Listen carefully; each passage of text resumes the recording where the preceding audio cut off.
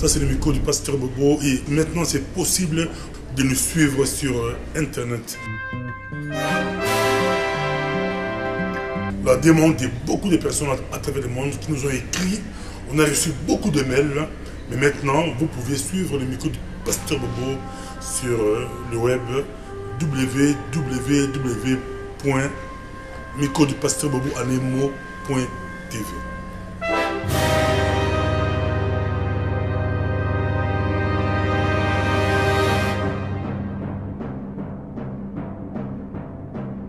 Bon, télévision sur Balandi, il y a un micro, il y a Pasteur Bobo partout au Bozali, à travers le monde. Tout possible, Mbote. Vous êtes de plus en plus nombreux à nous suivre. Tout ça, à la Bruxelles, capitale, il y a diaspora congolaise, Toali Awa, Toali na Pasteur James Koudoura. Pasteur James Koudoura, Azali Moko, il y a Pasteur Nakati, Belgique. Pasteur Openza, Nzambe Azadi, ko utilisé, Bali, ko sala misale belé, et puis dernièrement, Ayambaki, Pasteur Mougaroté, l'Afrique du Sud. Mbote, Pasteur James. Mbote, Papa. Bali, ko landayo, mo kidimo, parce que yo moko, c'est présenté sur te, sur qui est James Koudoura. Merci beaucoup, en tout cas, na Pessi Nzambe, merci, na PCP.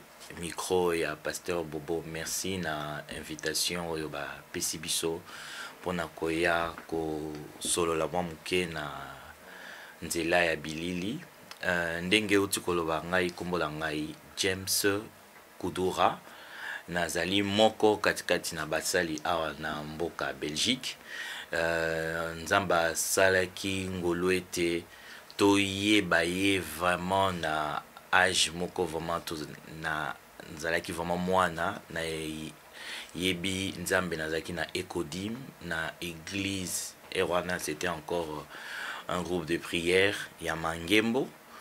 Après cela totamboli par-ci par-là na koti na ba église ya ba protestant, après ba protestant tozongi na ba église de réveil. Donc na sali moi parcours moi en tout cas il y a moi Moulaï et puis nzamba ye kosala kete au banda ministère vraiment makasi na ma campagne na saluer en passant ba ami na ngauto zaina bango na ma campagne, je pense na ba pasteur na rotanga ba kombo tout ça. Oui, Je pense à pasteur Aleb Manzenza, je pense au pasteur Manu, tout ça ce sont des amis avec qui si là qui kokutala na ma campagne, na église évangélique de ma campagne, sous direction il y a prophète Léopold Mbadou.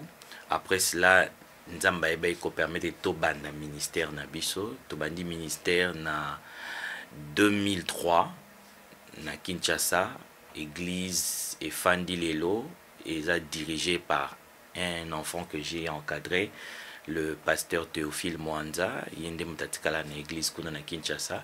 Et à partir de 2007, Dieu a fait que Toe Bakoya katikati na mikili ya poto.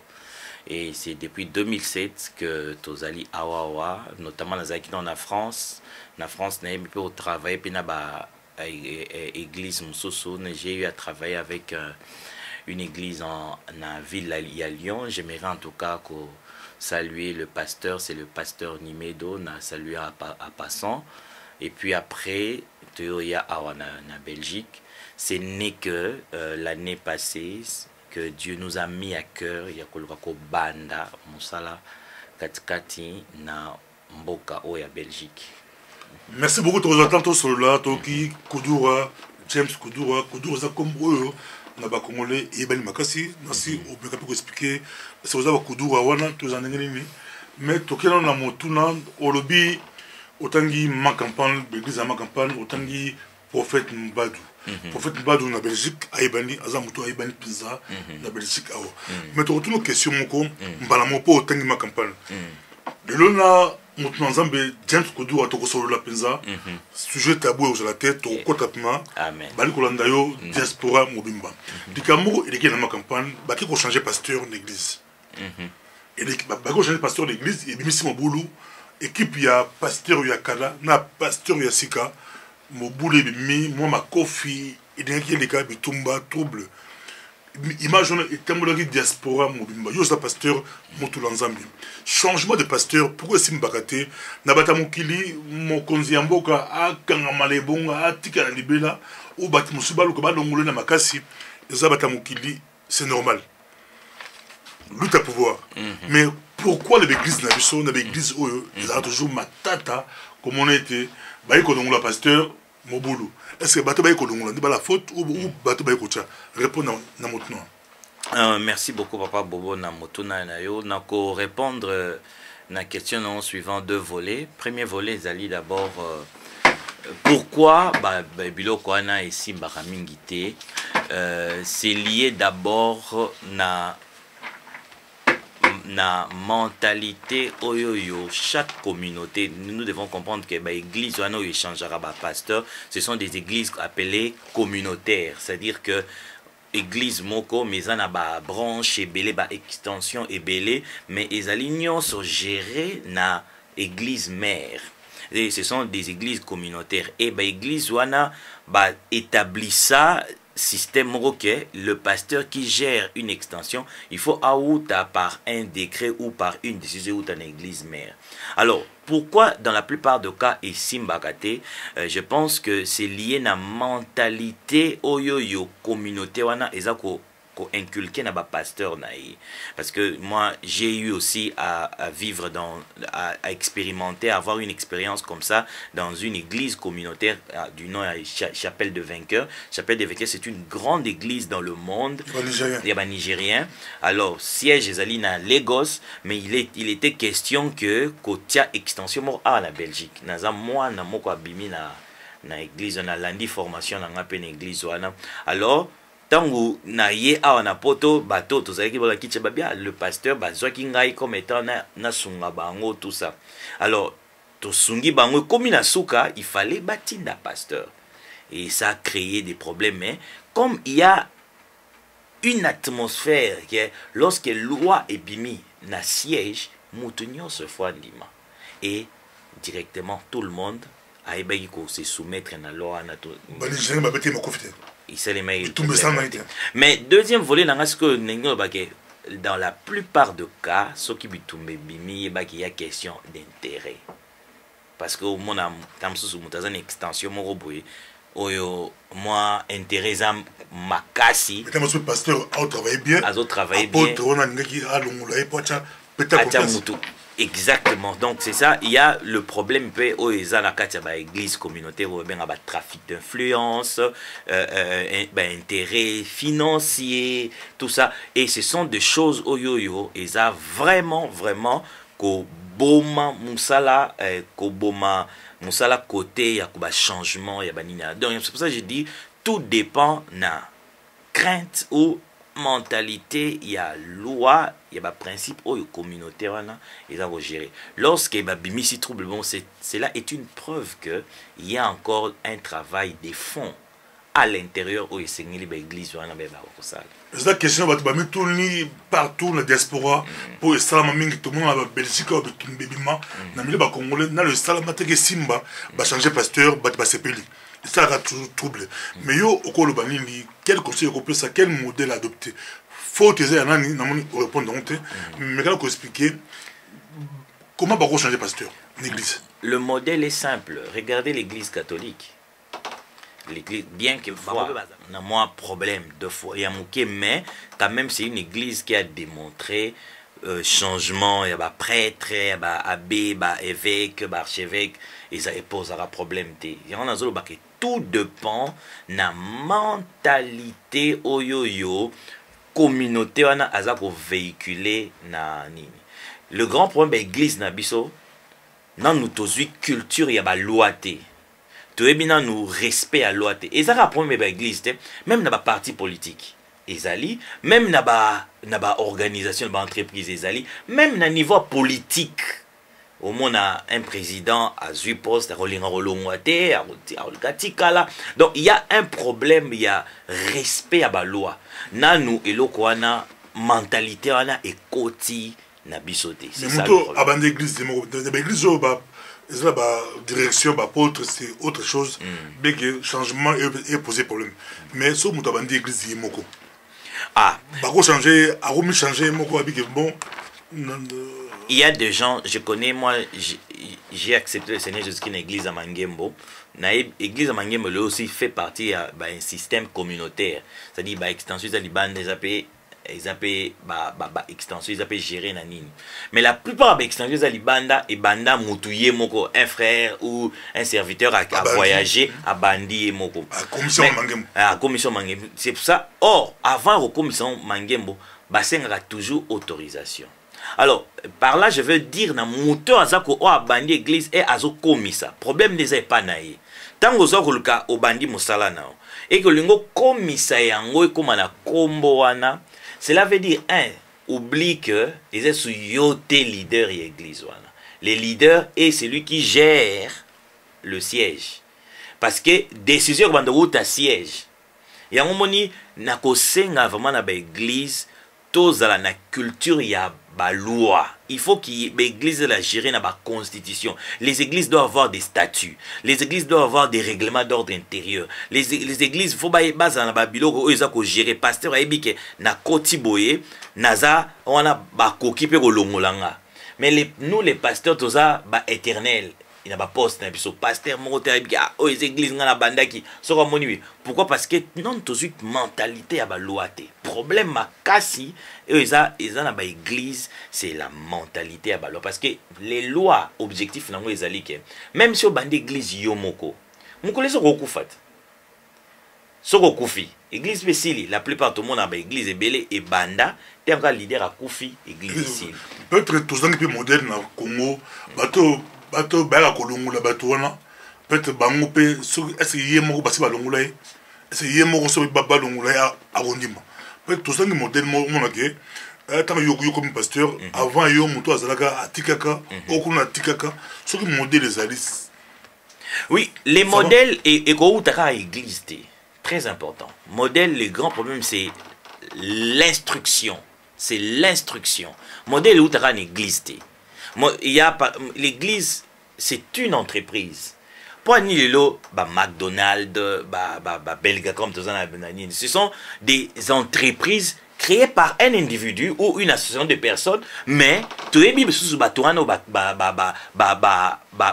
créer entreprise mais là on est sali que l'église est traversée tant ils allaient mentalité y a ba loi tant on t'a créé organisation na yo tia ba loi et ce sont les lois qui feront que même si tu n'existes plus même si et salami ke be loko moko boy et organisation et kende église est traversé les âges c'est ça c'est que les lots même pape ce qui le pape François a confié les lots ça va pas choquer l'église ça va pas bouger l'église pourquoi parce que l'église ne fonctionne pas suivant l'individu François mais l'église fonctionne suivant les lois. Lorsqu'il y a des lois, les lois ne peuvent faire traverser mon église na yo et ça n'a pas problème té et vivre lorsqu'il y a besoin de changement à pasteur c'est ça ils ont problème il y a pas loi.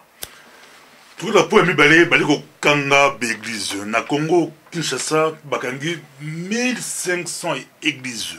Na Belgique awa 18 églises kangami. Pasteur tout ça na to so la lelo penza. Est-ce que ezali bakangi yango pona ba prophétie biblique la bi ki bozo persécution satan na konyonga na mikola suka topé moi désordre mo pe kozala. Moto rocha église ka na esika o église kozala te a ti église ni da poto o ti église passe moko penza ezanga toilette et soki monte bandi bokozika o ti ka église pour ti église soki l'état kanyango balobi satan yo ozobani sans lecture ya kokanga église yo za persécution tous les deux tous en ngwaka moi des autres peut côté tu peux interpréter comme étant une persécution. Mais je pense que ça peut être persécution au bisomo tous à créer.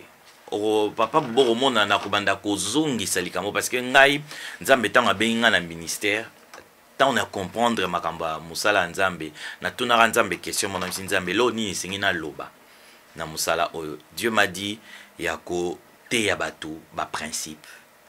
Alors yango monde na kubanda ko insister sur ba principe na kubanda ko insister sur les lois. en fait, la persécution de Zozoa, c'est tout simplement parce que nous ne voulons pas respecter les lois. Tant par exemple, dans l'exemple, il y a Awawa.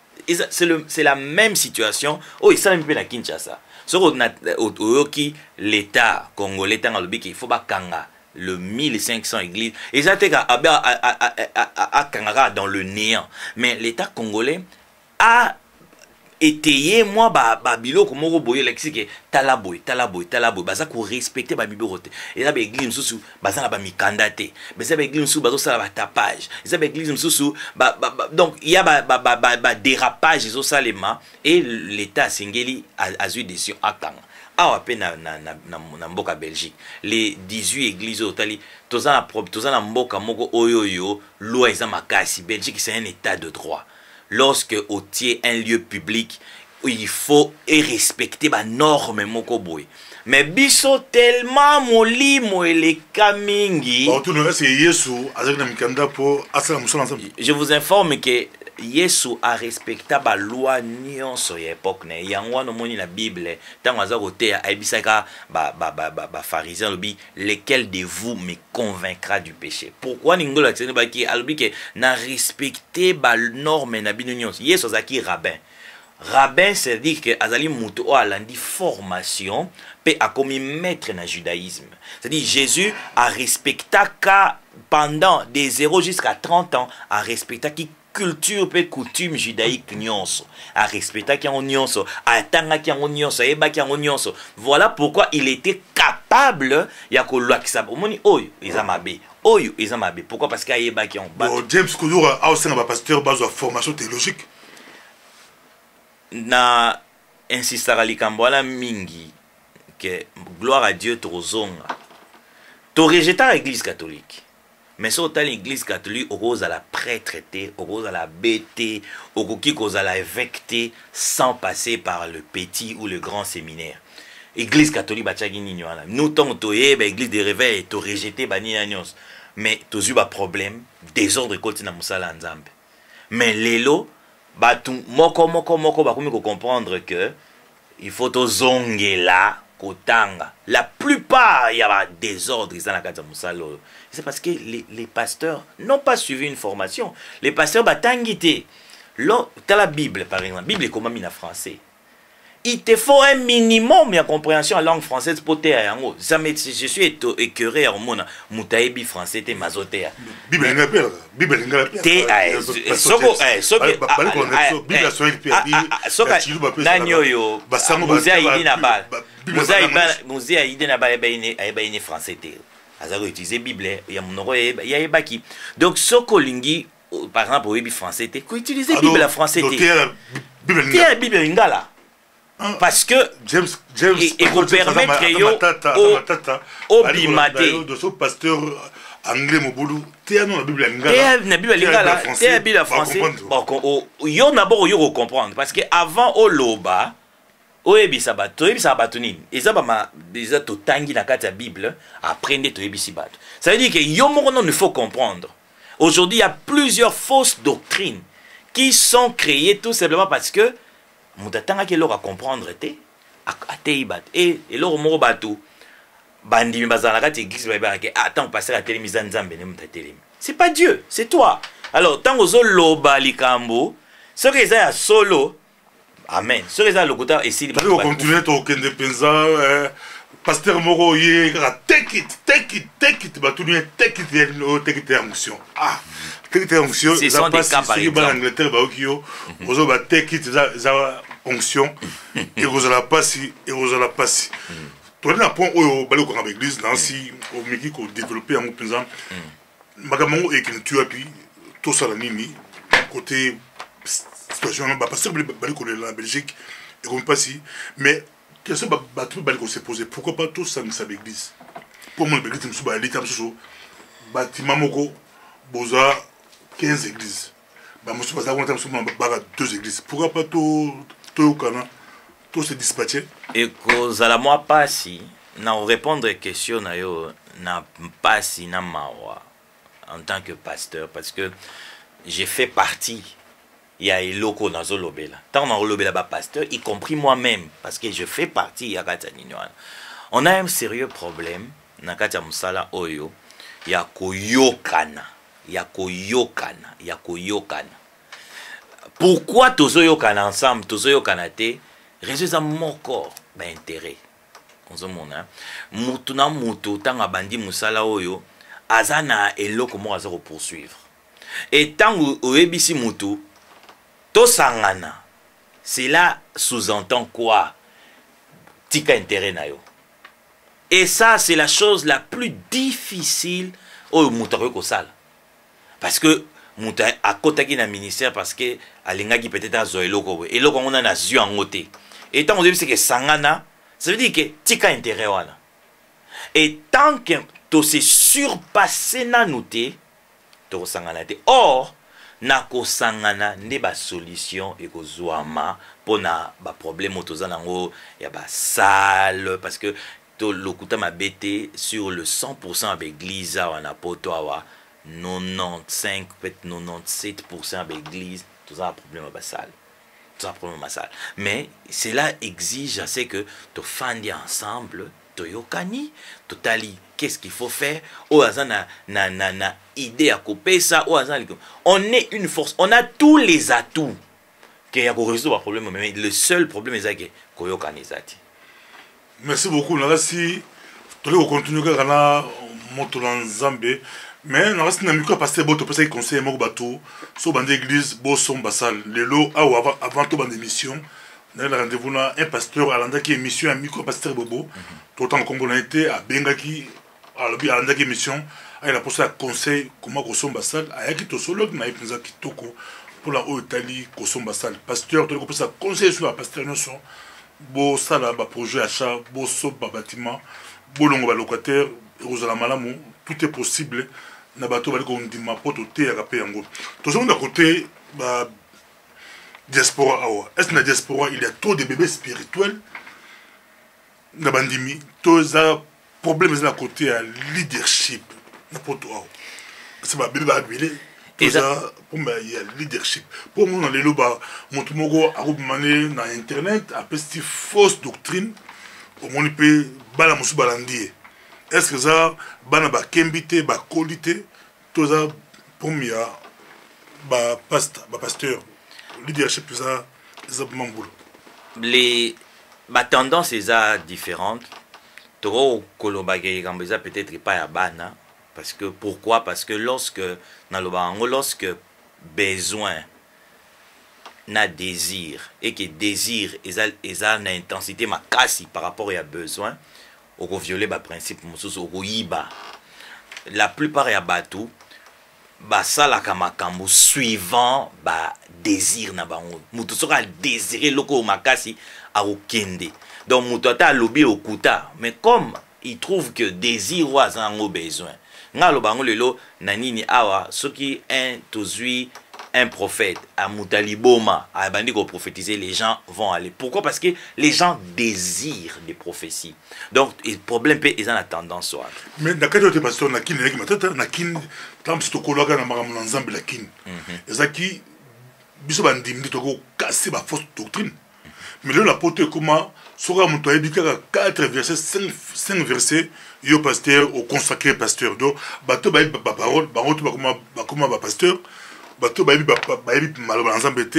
nde baza bandimi parce que pour la kinelaki nasi otiki na kinelaki omona mondimi ofanda la ban ayebi maloba ensemble makasi na rolobelo mo parce que les pasteurs toujours respecté maloba yesu masiate yesu ayebisi biso na suka avant kenda lobi aller faire de toutes les nations des disciples.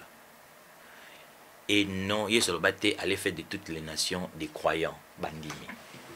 Il y a une différence entre un croyant et un disciple. Un disciple, c'est quelqu'un au azako ça la recherche, azako tanga, azako yekola, azoluka koma lokola maître naye, c'est celui-là un disciple. Mais un croyant, azako alobara amen. Mutalobi alobi amen. Mutalobi alobi amen. Nasi yo nanga oibi ne l'église tozana banani. Toza batu alobara amen.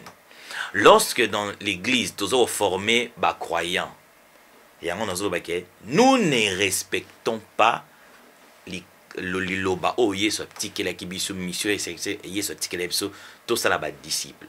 Si les églises aujourd'hui nous commençons à faire des disciples, je pense que ma problème il y a bébé spirituel est aussi là. Ils sont bébés, c'est parce qu'ils sont des croyants. Or un croyant endémie sans qu'on vérifie, sans qu'on ça la recherche, sans qu'on ça la étude, endémie quand bah moi le robalobélier.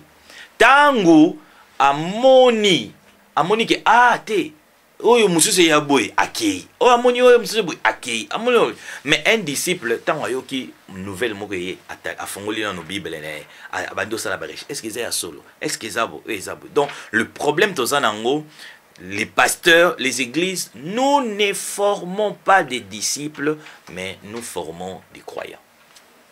Pasteur James Kuduro c'est ngoko zana yo penza bali kolanda yo so balbi au dénoncer 4 faux messages. Qu'est-ce que 4 faux messages au yoko cassé en comme ensemble de l'eau na diaspora de l'eau l'église na biso de l'eau message boyali ya faux bolanda ngote bali kolanda yo ba fanda banda ko bali ko ko nakoloba boye eza na adage moko balobaka ezaka moto liboma nde akoki koyeba akomona ke nzelo na okende et ça la relo moroté et au même la koufa mais azo continuer à okindango.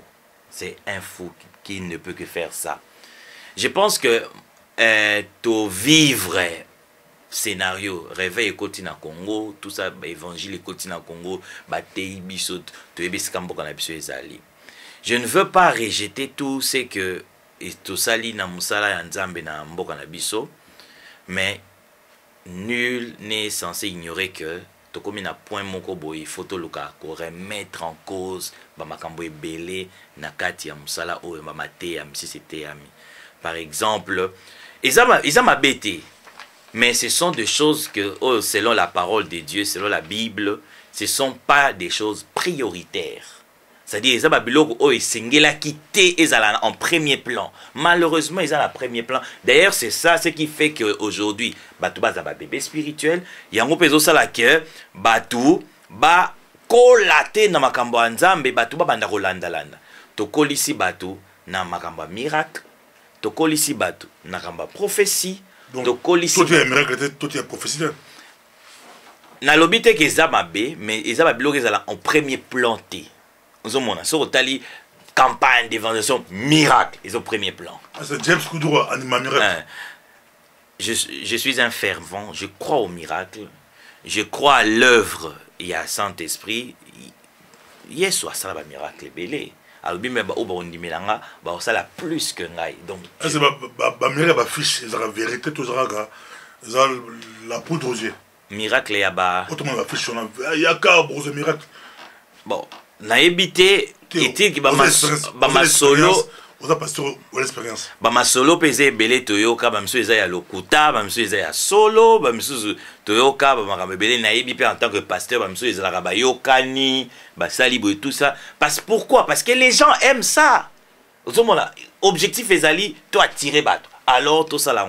Donc ça veut dire que nous ne sommes pas dans le vrai. Nous ne sommes pas dans la vraie doctrine. Merci beaucoup, James Kudura. Tu as la souka. Narasi, au commis livre, mon serreur, on a pasteur congolais, Baliko Koma, to Pamboli Nzambe, to Mbi, mon frère Nzambe, a commis livre, to mon awa, le plan originel de Dieu pour l'homme. Si vous avez expliqué, on a beaucoup de pensa, expliqué le plan originel pour l'homme. Mais nous expliquons rapidement. Plan originel, il y a un Nzambe. Nangi d'abord dans l'accès batunion sur mokili. Na tiens dans le l'homme, oyonion sa bengami homme, ça dit ezala noir, ezala blanc, ezala rouge, ezala jaune, mutunion so aza concernant 4 dans livre. Et ba bengango plan originel na mona bogolo ba plan de Dieu, mais na lobi plan originel. Pourquoi? Parce que il y a déjà des plans oyo e ba ki ko salema après plan originel.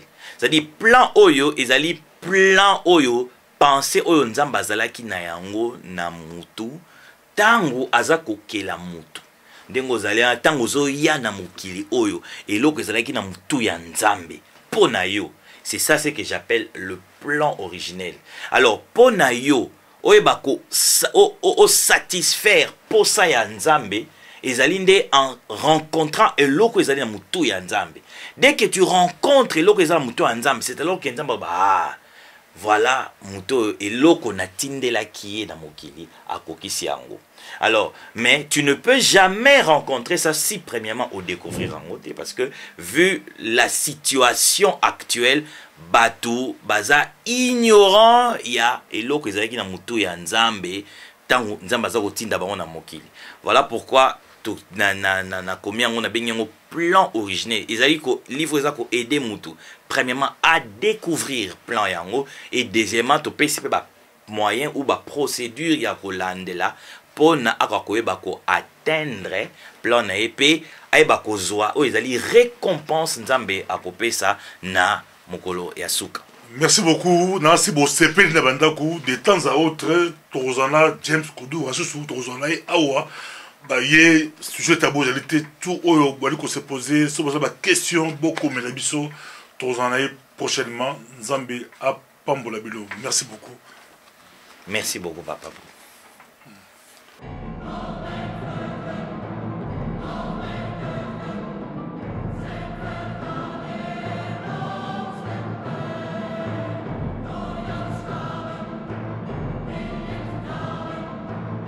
Si tu veux plus de vidéos sur nous, va sur www.microdupasteurbobo.tv.